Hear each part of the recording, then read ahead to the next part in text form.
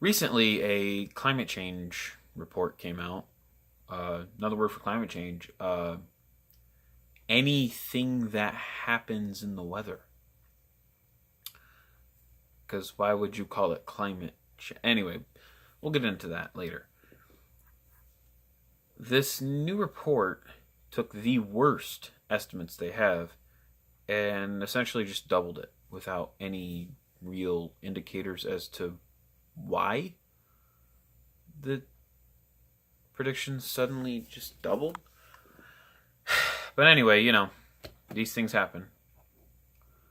So let's talk about climate. What exactly do they want? Power. That's obvious. But a lot of people a lot of people do believe that, man-made climate change is a huge threat and it's gonna.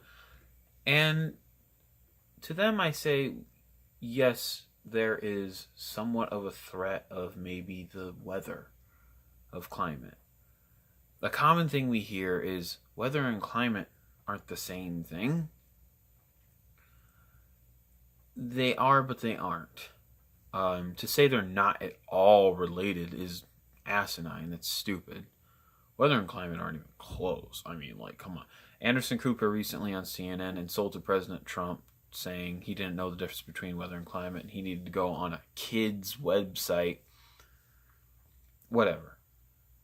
Okay, so what is the definition of weather? Well, weather is the day-to-day events that you see, like a rain shower or a cold snap. Whereas climate is weather patterns over time. Now, climate change means the patterns changing. Well, seeing as how that happens all the time, that's not really the right term for it. So let's say, hey, global warming, right? The planet's warming. Okay, there's been no significant warming for 20 years. In the 1990s, there was significant warming. Now it's slowed. The worst predictions haven't even been close to true. And you could say, well, they're going to be. Okay. However, do you think a transnational agreement in which the government basically tells you whatever you can do with your light bill, do you think that is the proper approach? Because as we've seen with these agreements before, they have not worked. There is one country, however, that is significantly reducing emissions, and this country is not using the government to do it, but rather the free market. And this country happens to be the good old USA, the only country on the planet that is not in the Paris Climate Accord, is the only country on the planet that has significantly reduced carbon emissions. And you may say, well, how can that be?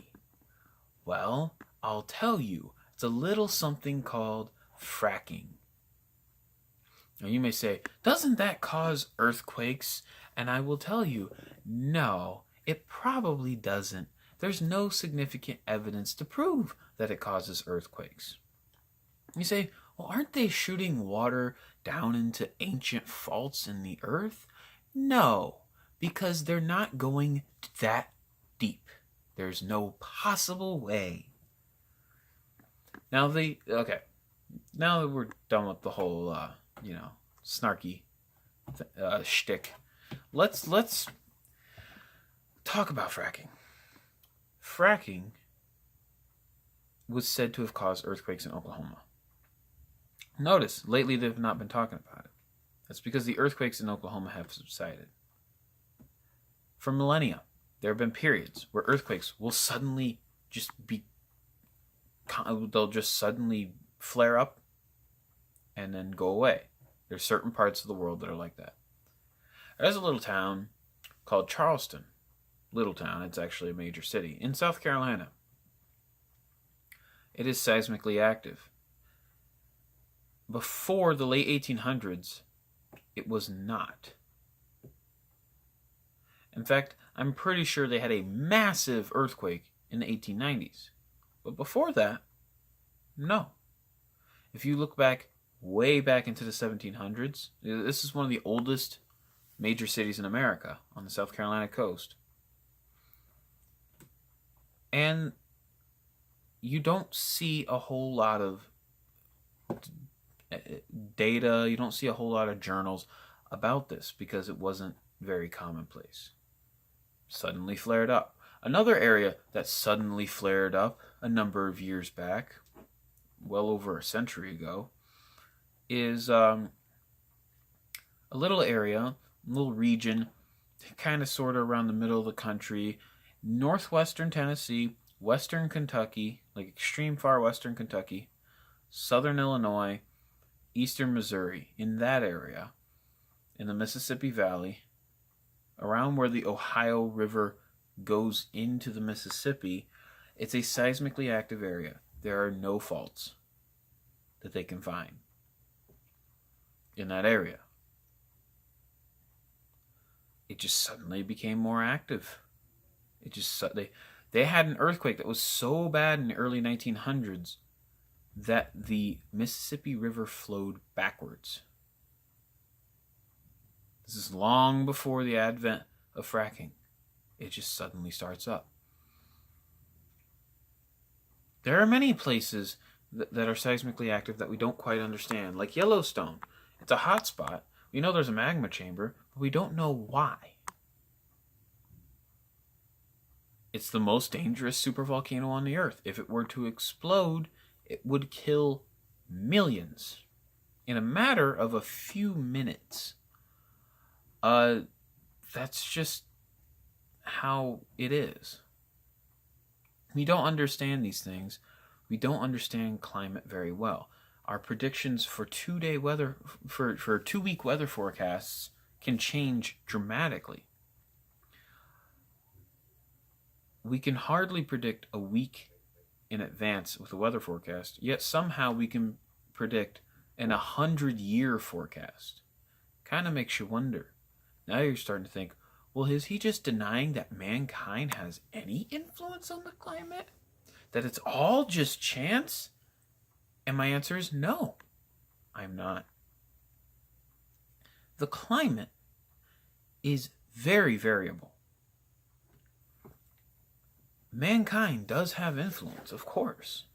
Deforestation heavily impacted the climate of some areas. Some areas, they ended up having droughts and bad things will happen. I'm not denying that. But to say that government regulation is somehow going to help this would be ridiculous. And then if you were to mandate an agreement that would actually make a change in the climate, not somewhere between 0.25 and half a degree Celsius, like the Paris Climate Accord, but like is something that would actually work, you would kill millions of people in the process. In third world countries, they depend on emissions.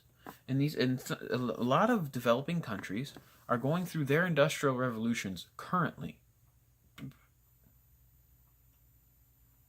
to reduce, to be like, hey, we need to reduce emissions. We need to forcibly reduce emissions. You would kill these people. These people would die of starvation because of your policies, which aren't even proven to necessarily work. 90% of Africans currently have cell phones. The amount of people making less than $1 a day in 1970 was 1/20th, or 1 in 5. I keep messing it up. It's 1 in 5. Now it is 1 in 20. World poverty has gone down significantly by nearly half since the 70s. 500% increase in people making more than $1 a day, you should be like, hey, that's great. More people are getting wealthy. The United States, they say wages have stagnated since the 70s, since 1979.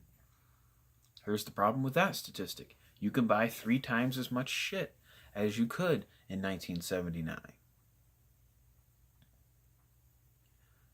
Things have gotten significantly better. And we're worried about the possibility of the ocean rising at a maximum of 7 feet in the next 100 years? They say our GDP we'll spend 10% of our GDP on climate change in the next 100 years. Well, there's just a little problem with that. Our GDP will have increased by 350%. So take 10 off of that. Okay, 340. That's a drop in the bucket.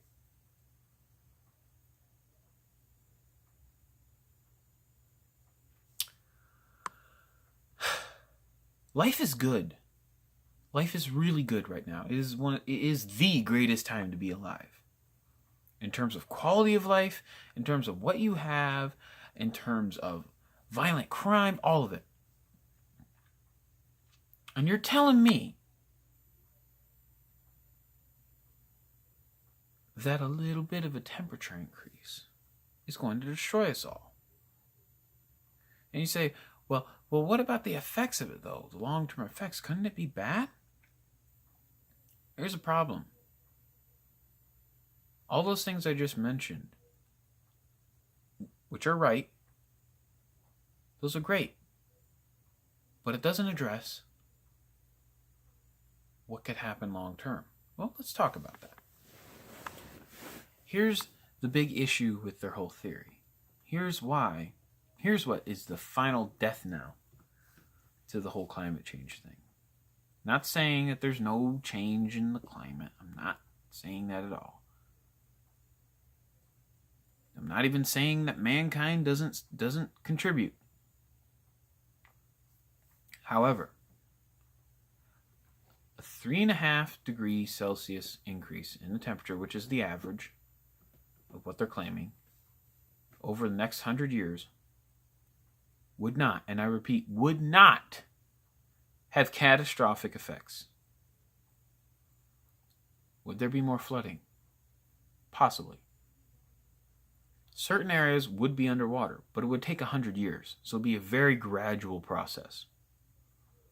Think about it. 7 feet in 100 years.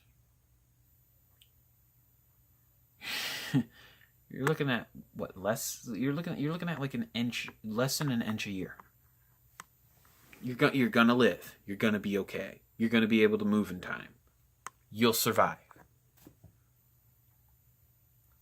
Here's another thing. There will be more water vapor in the atmosphere. So all the people out there saying there will be more droughts and more famines is not true.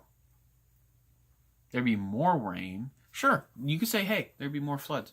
Sure. People would have to move to higher ground. Sure. There'd be more rain. There'd be higher crop yields would increase by 50%. 50%. I'm not making, this is not just a statistic I whipped out of my rear. This comes from actual scientists who are not just buying into this so they can get a paycheck. Because, by the way, there's big money in saying that we're all going to die. Like, there's a lot of money in it. Okay, the UN is just paying these people hundreds of thousands of dollars a year each. They're banking. They're making $500,000 a year. I mean, Bill Nye, the science guy, is not even a real scientist, and he's got several million in the bank, I'm sure. He's a mechanical engineer. It's not a science degree. So all this, and it's not even as bad, and it's not even bad. All this, like, oh, a temperature increase, we're gonna die, and then you look at it and you go, but it would be great. It would be prosperous. how much prosperity we would gain out of 50% higher crop yields?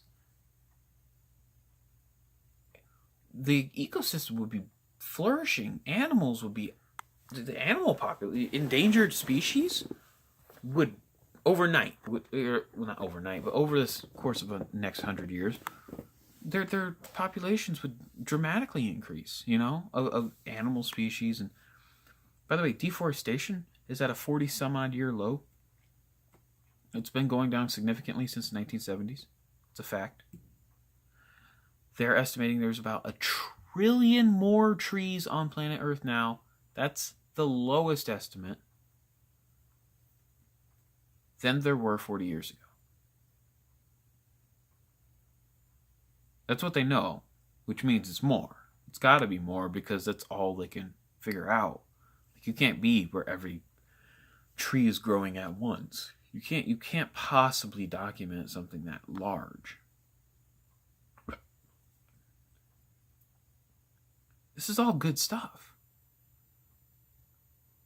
In the United States, we are at pre-1994 carbon levels, which, by the way, that statistic came out 2 years ago, so it's even lower now. Last year, we were the only country on planet Earth that really significantly lowered our carbon emissions.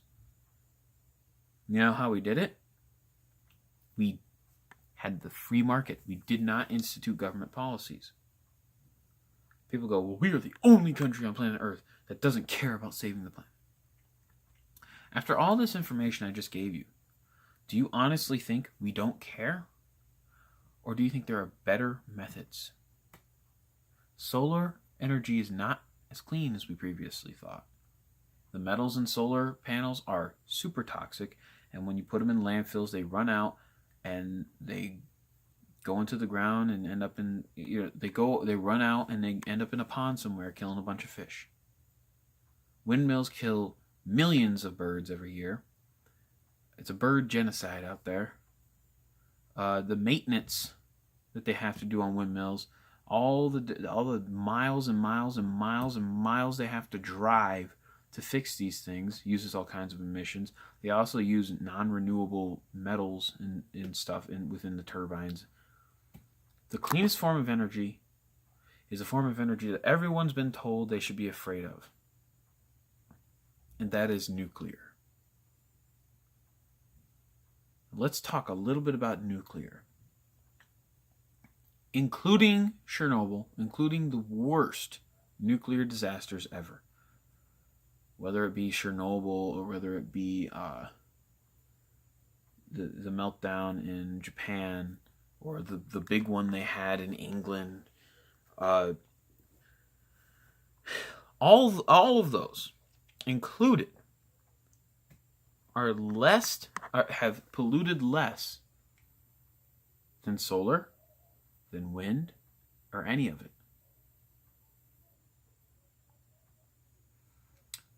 Now,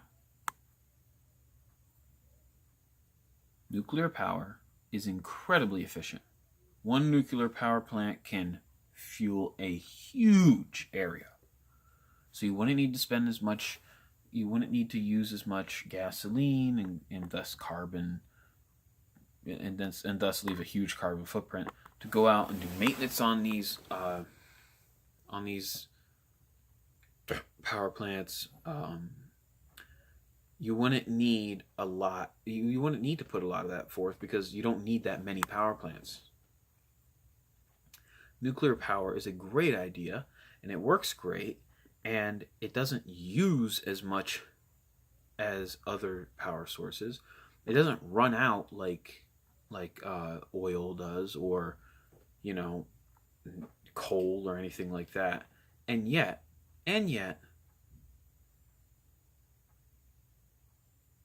opposed to it at every turn. The United States government. Hydroelectric power, great. People are opposed to that because it might hurt a couple fish.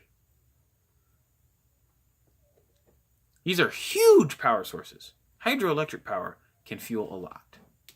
There are plenty of large lakes in this country. There are plenty of large rivers in very powerful rivers and streams in this country that we could dam up, and it'd be fine. It wouldn't kill a bunch of animals.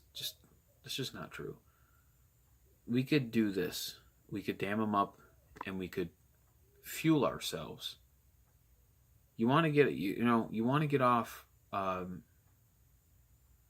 coal. You want to get off fossil fuels. I'm with you, but we got to do it the free market way, and we got to let people do it. We got to let hydroelectric power come in. We got to let nuclear power come in. We got to let the market do it, and the market will do it. People want clean energy. People want their kids to have a good future. But they can't do that if the government won't allow them. If you care about this like I do your research. Don't go along with this dumb new study that came out that basically just doubled the worst predictions, because they want you to react that way, because they want you to vote them in and give them power. Do not give them power. That's all.